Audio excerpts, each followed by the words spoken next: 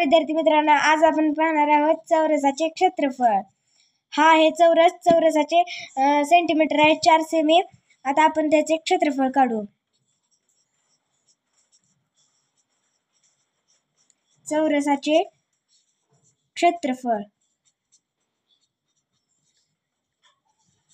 चे सूत्र आहे बाजूचा वर्ग बरोबर 4 सेंटीमीटर आहे, म्हणून 4 चा वर्ग बरोबर 16 चौरस सेमी। असे नवीन व्हिडिओ पाहण्यासाठी चॅनलला लाईक व सबस्क्राईब करा। मी तुम्हाला काही उदाहरणे देते, ते तुम्ही घरी सोडवा।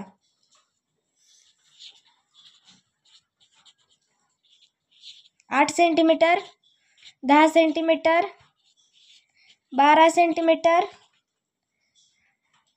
20 सेंटीमीटर। हे मी उदाहरणे दिली आहेत, हे सोडवा आणि अशाच